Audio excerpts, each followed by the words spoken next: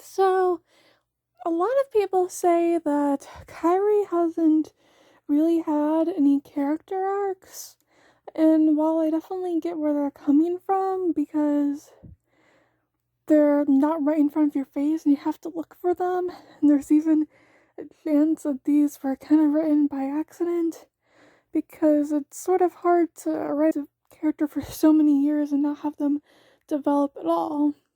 There actually are some ways that Kairi has had arcs.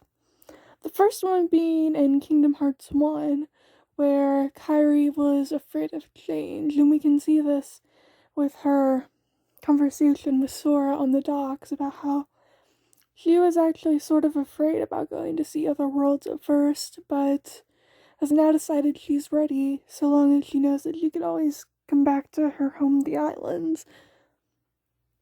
And it's probably her trauma and her subconsciously remembering what happened to her as a child through Xehanort that makes her fear change. But by the end of the game, it's something that she has to accept because her world is without a doubt changed when she has to go back to the islands without Sora and Riku. In Kingdom Hearts 2, Kairi's arc is about deciding that waiting isn't good enough.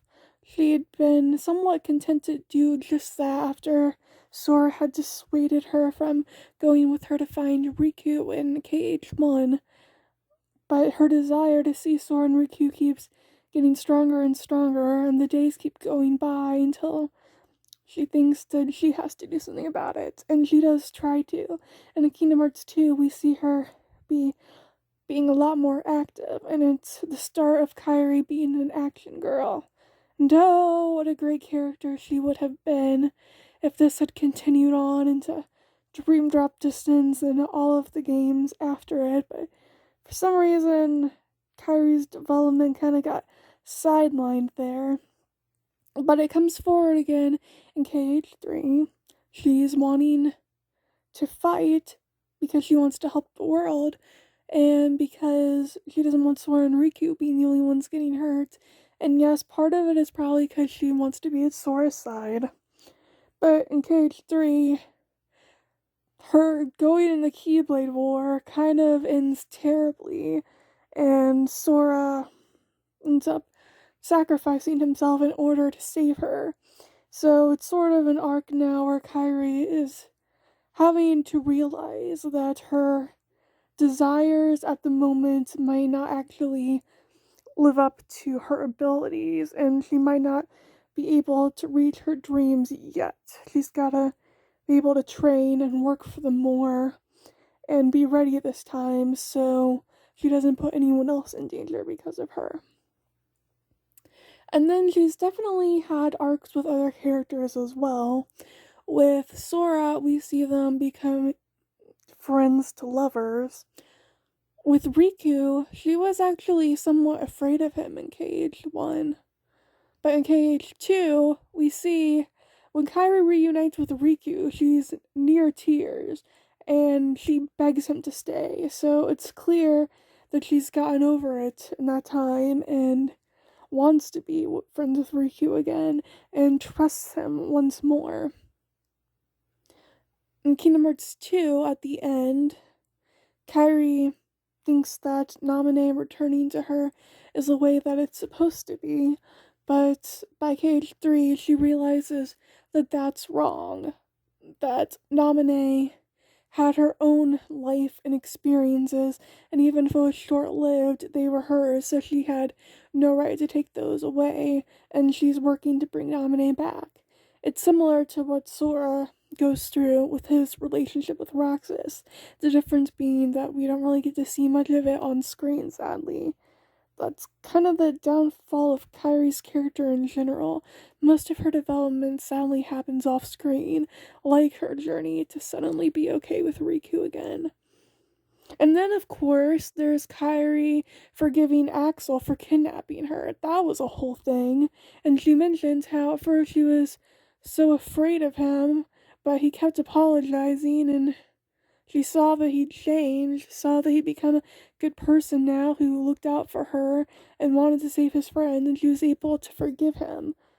I wish we'd seen more of that too, but it is definitely an arc.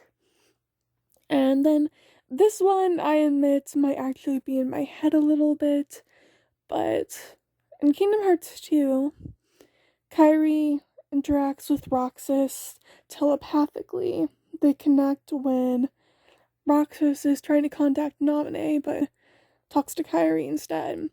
And Kairi sort of shuts Roxas down when he's telling her his name and telling her about him. And I get why, and I don't blame the girl at all, because she was so desperate to learn about this person that she'd forgotten who meant so much to her, and she probably thought that she may have a limited time to do so. So she's like, okay, Roxas, but can you tell me his name?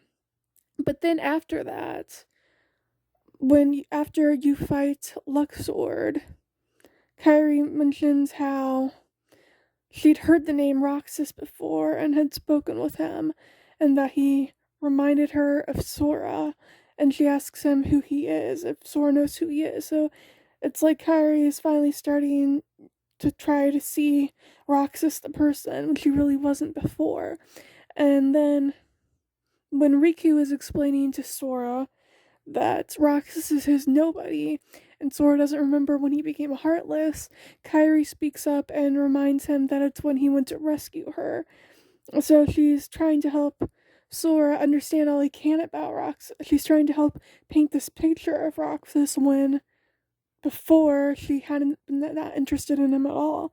And then towards the end of Kingdom Hearts 2, when Roxas and Naminé are saying that or they want to be together through Sora and Kairi, Kairi promises them that she and Sora will be together every day so they can be together every day. So she's trying to give Roxas and Naminé their wish there. And then in Kingdom Hearts 3, she agrees with Axel and Sora and everybody that Roxas should come back as well. So yes, I think there's possibly a mini arc there with Roxas and Kairi. So yeah, I think Kairi arguably has actually had some arcs and some development and isn't as lacking as people think, but that's just my opinion.